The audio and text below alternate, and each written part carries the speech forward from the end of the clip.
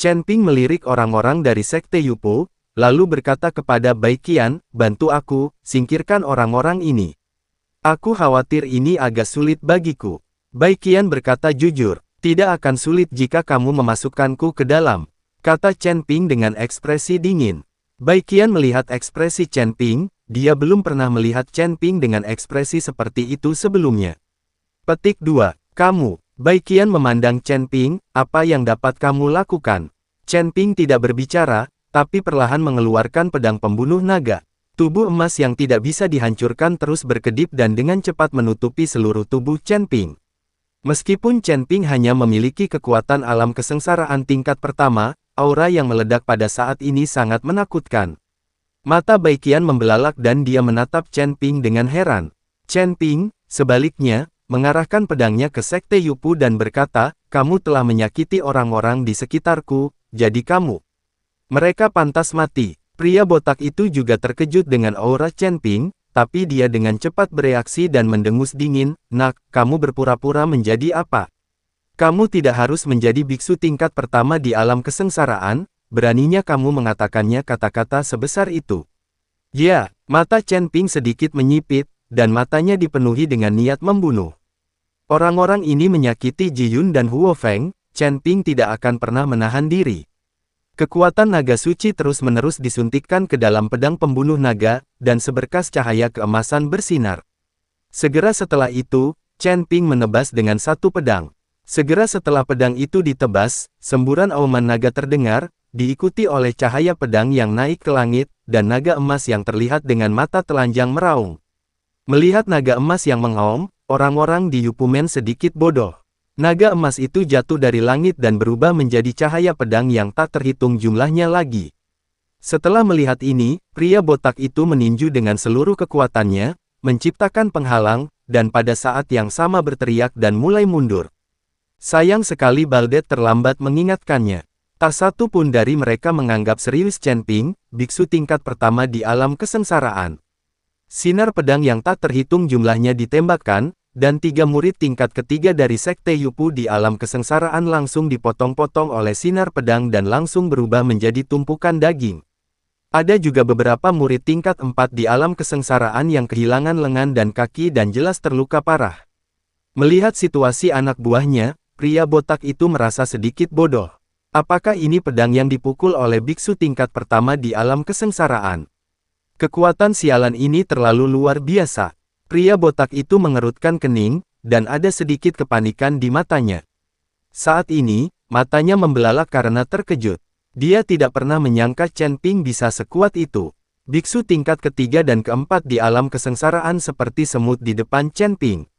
Ini agak keterlaluan. Aku tidak menyangka kamu menjadi begitu baik, tidak heran kamu bisa melakukannya beberapa kali sehari tanpa masalah. Bai Qian menatap Chen Ping dengan mata ambigu dan berkata, jika Bai Qian bersama Chen Ping sebelumnya, itu hanya untuk memanfaatkan garis keturunan naga Chen Ping. Tanda seru. Pada saat itu, Bai Qian memandang Chen Ping dengan sedikit cinta. Ketika Chen Ping mendengar kata-kata Bai Qian, dia tiba-tiba terlihat malu dan berkata, berurusanlah dengan pria botak itu dan serahkan sisanya padaku. Oke, aku mendengarkanmu. Setelah Bai Qian selesai berbicara, dia melihat kepala botak itu. Pada saat ini, pria botak itu panik dan buru-buru mengancam, Putri Rubah, kami adalah anggota Sekte Yupo. Jika kamu membunuhku, Master Sekte kami tidak akan melepaskanmu.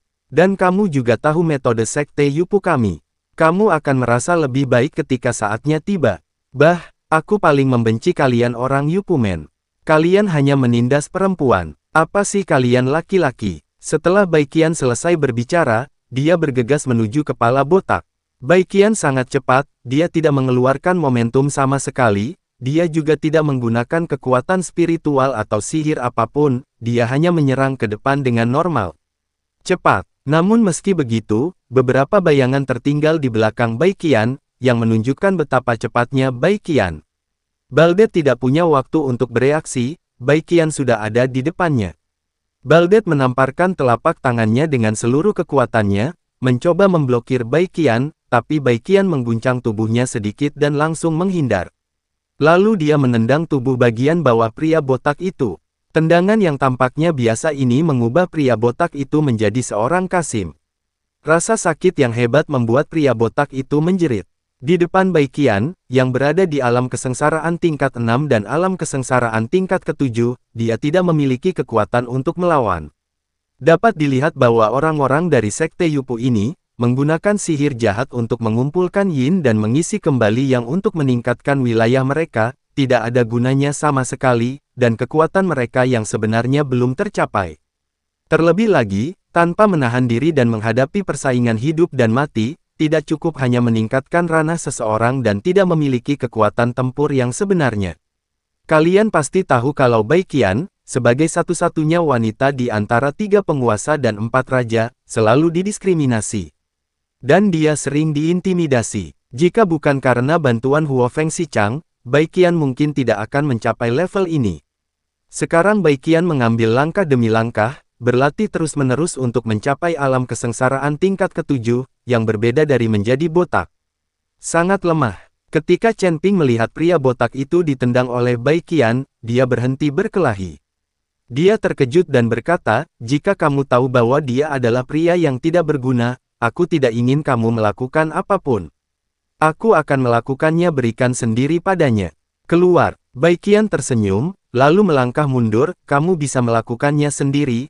Aku hanya ingin mengaguminya dan melihat betapa kuatnya kamu. Chen Ping tersenyum dan segera berlari ke depan dengan pedang pembunuh naga di tangan.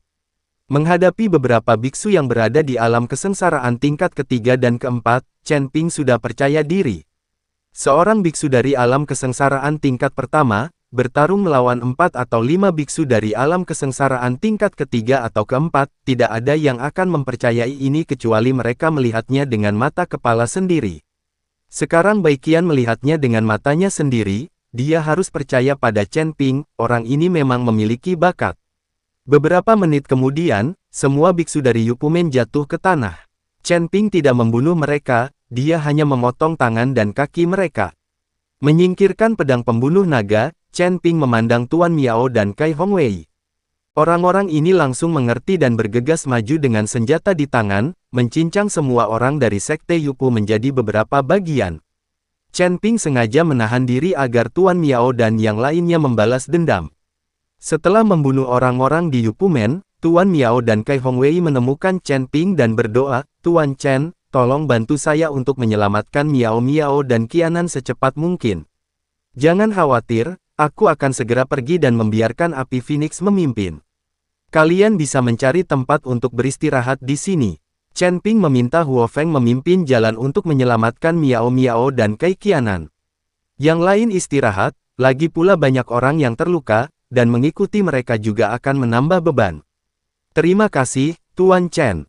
Tuan Miao dan Kai Hongwei berlutut lagi di hadapan Chen Ping. Chen Ping buru-buru membantu mereka berdua berdiri. Chen Ping, saya datang ke medan perang para dewa dan iblis ini untuk mencari harta karun, bukan untuk menyelamatkan orang. Apakah Anda lupa bagaimana Anda berjanji kepada saya? Tanda seru. Apakah kamu pikir kamu mampu sekarang dan tidak membutuhkanku lagi? Baiqian berkata sangat tidak senang. Anda membuang-buang waktu untuk menyelamatkan orang lain. Anda harus tahu bahwa di medan perang ini, waktu adalah yang paling berharga. Jika kamu tidak mengikutiku, aku tidak akan bisa mengatasinya sendiri. Paling buruk, aku bisa terus meningkatkan jumlahnya. Chen Ping tidak punya pilihan selain menjual tubuhnya lagi. Paling buruk, tambahkan beberapa kali sehari, dan Anda tidak bisa mengabaikannya begitu saja. Tuan, berapa kali saya harus menambahkannya? Huo Feng bertanya dengan rasa ingin tahu. Jangan tanya, ini rahasia kita berdua. Chen Ping tidak membiarkan Huo Feng bertanya lagi. Huo Feng memandang Baiqian dan berkata, Putri Rubah, rahasia apa yang kamu miliki dengan tuannya? Mengapa kamu masih begitu misterius? Apapun yang terjadi, demi kami, kamu harus membantu menyelamatkan orang, karena kedua gadis itu juga temanku. Huo Feng meminta Baiqian untuk pergi bersamanya, akan sulit bagi Chen Ping sendirian untuk menyelamatkan Miao Miao dan Kai Qianan dari Yupumen. Ketika Baiqian melihat Huo Feng memohon belas kasihan, dia hanya bisa menganggukkan kepalanya dan berkata, oke, demi kamu, aku akan membantumu dalam hal ini, tapi aku juga membutuhkan bagian dari peri milikku. Tidak masalah. Chen Ping langsung setuju. Tanpa bantuan ahli seperti Bai Qian, bahkan jika Chen Ping dan yang lainnya menemukan cara untuk menyelamatkan Miao Miao dan Kei Qianan, hampir mustahil untuk menduduki tambang peri. Mereka tidak dapat bertahan, lagi pula banyak dari mereka yang terluka parah, dan Chen Ping masih waspada terhadap Naki Pei Jia yang menemukannya. Ayo pergi. Melihat Chen Ping setuju, Bai Qian setuju untuk pergi bersamanya. Huo Feng memimpin mereka berdua menuju tambang peri, dan mereka bertiga sangat berhati-hati sepanjang jalan. Tidak jauh di depan, Huo Feng menunjuk ke depan dan berkata, pada saat ini, Chen Ping juga dengan jelas merasakan bahwa suasana di area ini berbeda dari tempat lain. Ayo kita menyelinap agar kita tidak memperingatkan orang lain. Chen Ping memperingatkan, bagaimanapun, mereka ada di sana untuk menyelamatkan orang, bukan untuk berkelahi. Jika mereka ditemukan oleh pihak lain, mereka akan menjadi sangat pasif. Mungkin nyawa Miao Miao dan Kei Qianan akan dalam bahaya. Mereka bertiga menyembunyikan aura mereka dan diam-diam mendekati tambang peri. Segera mereka bertiga sampai di lereng bukit, dan kemudian melihat tidak jauh dan menemukan sebuah lubang besar di pegunungan di depan, dan di pintu masuk lubang tersebut, ada 5 atau 6 biksu yang berpatroli bola-balik. Gua ini adalah tambang peri. Kami menemukannya secara tidak sengaja. Awalnya kami ingin mendapatkan mineral peri lagi, tapi kami tidak ingin ditemukan oleh orang-orang dari Yupumen dan mulai memburu kami. Huo Feng memandang biksu Jadepumen tidak jauh dari sana, mengertakkan gigi dan berkata, jika saya tidak diturunkan ke dunia sekuler, saya akan memotong semuanya menjadi beberapa bagian. Apa, kamu sudah bertahun-tahun tidak bertemu denganku? Apakah kamu sudah terlempar ke dunia sekuler? Bai Qian di samping bertanya dengan heran. Huo Feng mengangguk. Bai Qian ingin terus bertanya, tetapi saat ini, sekelompok orang datang menuju gunung. Pergi ke lubang. Berhenti bicara, seseorang akan datang. Chen Ping segera menyuruh Bai Qian dan Huo Feng untuk berhenti bicara. Ada lebih dari 20 orang dalam kelompok ini, semuanya mengenakan pakaian berwarna merah tua dan topi di kepala mereka. Penampilan mereka tidak terlihat dengan jelas, tetapi mereka jelas berasal dari geng yang sama. Seorang anggota dari Sekte Gadis Giok. Melihat orang-orang ini datang, Bai Qian mengerutkan kening dan berkata, gerbang Gadis Giok, apakah ini semua wanita? Chen Ping bertanya dengan heran. Bai Qian mengangguk, mereka semua wanita. Sekte Gadis Giok bekerja sama dengan Sekte Yupu.